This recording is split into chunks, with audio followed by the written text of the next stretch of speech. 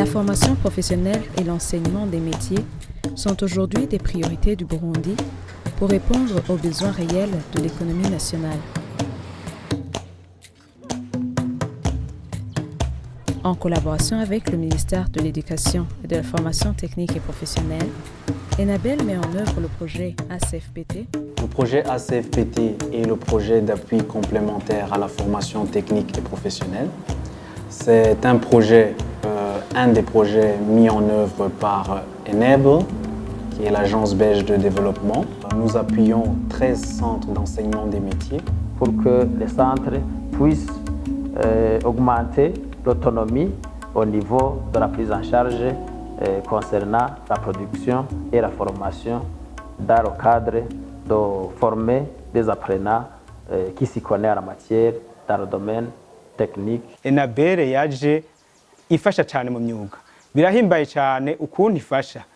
Irafasha mu bijanye n'uburyo amafaranga ndetse yo kugura ibikoresho bariko bariga n'inyubako irazubaka. Le projet s'articule sur 4 axes d'intervention.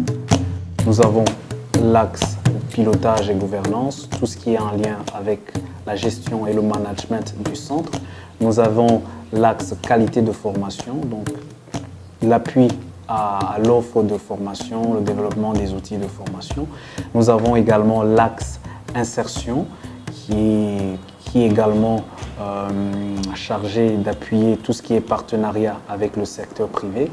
Et nous avons l'axe en charge des infrastructures, donc la dotation ou l'accès à travers les infrastructures et les équipements.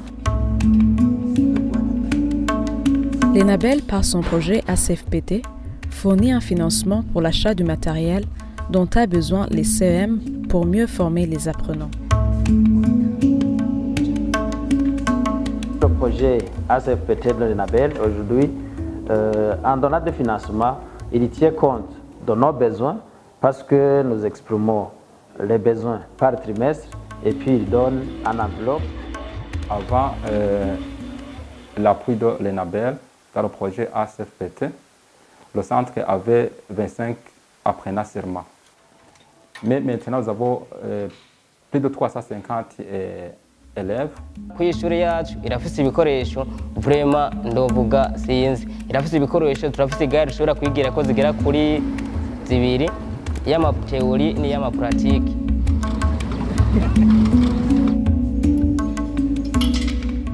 Nta materiel nimwe twigeze tuhabura muri ico kigo. Ikintu cyose cyasaba yuko twiga gufunga nyambara ama prise, nyambara ama interrupteur, nyambara ama fusible cyangwa ikindi kintu kanaka barabiturosa.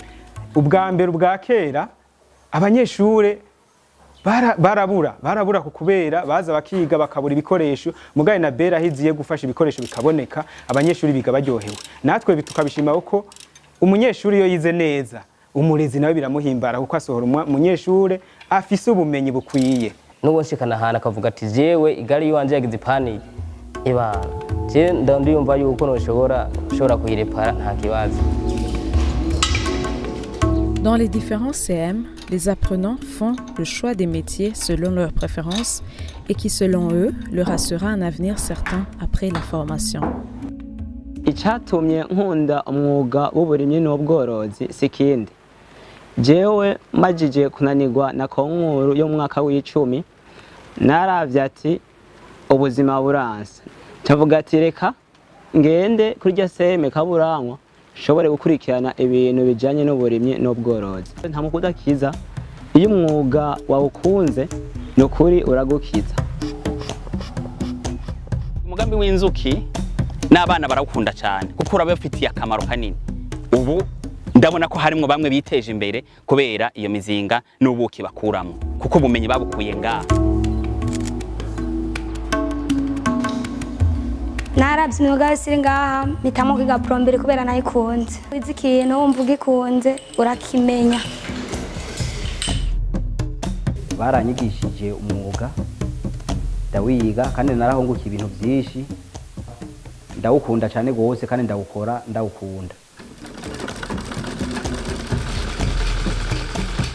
Uyu mwuga je mu kuja kuwiga narabanje ndaja muri mekanike birananira niko guca mvuga ati reka rero ngende niga uno mwuga wo gushona azobe make ndayararana. Après la formation dans les CEM, les apprenants ont la chance d'effectuer des stages dans différentes entreprises. Hari ikindi gisata twita insertion kibafasha kubinjiza mu mwuga nyezina. Ico gisata rero kirabakurikirana amezi 3 tuvyita ma stage. Nous arrivons plus en aval du processus de formation qui est engagé dès les formations. Et à ce propos, nous appuyons les lauréats et les apprenants pour l'accompagnement vers le stage. Chaque année, nous accompagnons quand même 1200 stages, donc ce qui leur permet de perfectionner leurs compétences qu'ils ont acquises durant tout le parcours de formation.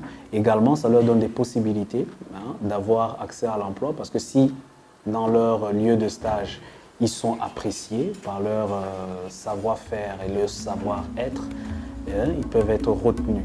Un apprenant qui fait son stage, il reçoit une somme d'argent qui lui permet de bien travailler afin de terminer les 3 mois de stage. Tuba dushaka nyene ko aho bagiye gukora bareponda kuri besoin yaba nyene ama entreprise. Nico gituma twigisha abantu baza gukora ubwo buzi bari efficace kandi.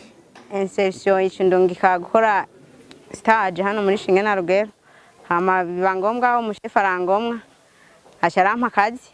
Hama nkanda ndahafise amanota meza amaze kumpa dushimwe tari duke. Ces lauréats que j'ai recrutés ici dans l'hôtel, vraiment, c'est un personnel que j'apprécie, qui est bien formé. Et si je compare ceux qui n'ont pas fait cette formation, je vois que quand même il y a une qualification, il y a une appréciation très positive. Icyo nsumbije abandi abo babikora batabinonosoye kuko twe turonka abakiriye benshi kubera tubikorana ubuhinga n'isuku twize umuntu yanyoye arumva ko aryoshe afise akanovera ko umuntu yabyize abikora n'isuku. Ikigo cyanyigishije CM Gitega rimwe na rimwe kirandungikira nk'abanyeshure bahasohokeye nanje nkabamenyereza mu gihe rero sanzwe nanje ndabizi kubera navyigiye mu ishure ndabafasha neza nkabereka ati aha aye teori uyaplika gutya. Ndamaze no gusohora abanyeshure barenga 5 ngirishije stage kandi nabo nyene bagenda batidoga kuko ndabakurikirana neza bihagije. Pour les lauréats des différentes CEM, ils reçoivent l'opportunité d'intégrer des réseaux d'artisans et plus tard peuvent créer eux-mêmes leurs propres entreprises. Aujourd'hui, un réseau de plus de 3500 artisans à travers le pays qui les permettent de créer plus de possibilités et d'opportunités d'emploi. Donc on les intéresse à travers les formations, ils s'associent à ces lauréats en acquérant des équipements leasing qui vont payer à un petit prix, donc sur des échéances assez longues, et ça leur permettra de pouvoir commencer leur affaire de façon sereine.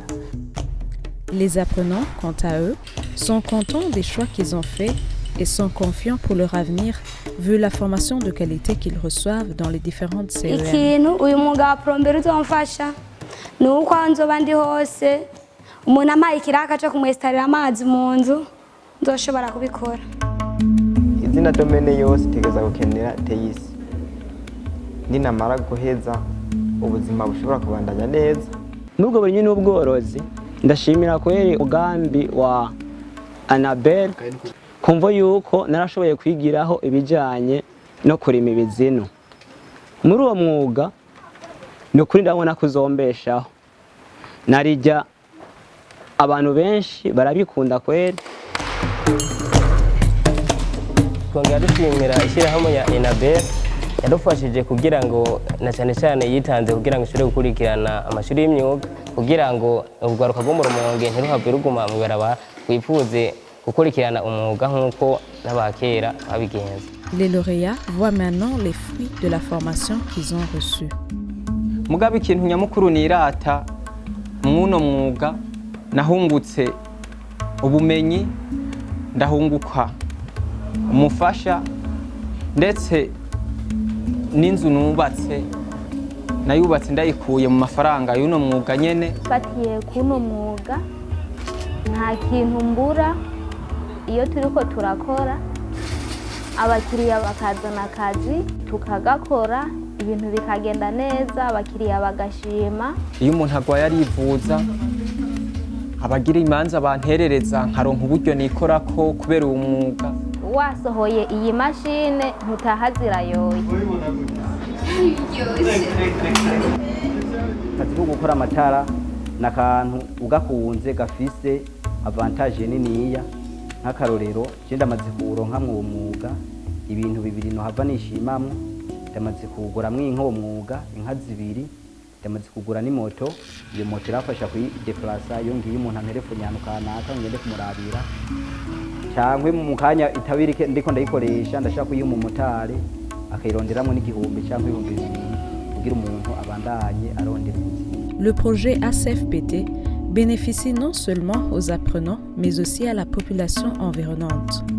Ce qui est très intéressant, c'est que même la population environnante voit l'intervention du projet, parce que les enfants, même ceux qui ont terminé l'école secondaire, ceux qui ont terminé les lettres modernes, les sciences, les normales, ils passent chez nous pour la société à faire le métier. Et nous disons que ce que le projet ENABEL a fait, ce sont des choses louables et aussi que la population admire beaucoup.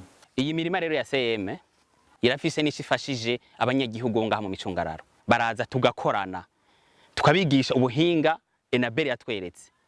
Bobo bagatanga inguvu, twe tugatanga ibikoresho nk'imiti, tugatanga ifumbire, tukabereka ubuhinga bw'ingene batera kijambere. Gutyo nabo bikaza kubafasha bariko barabikorera mu mayandi matongo yiwabo atari yatwa dusangiye.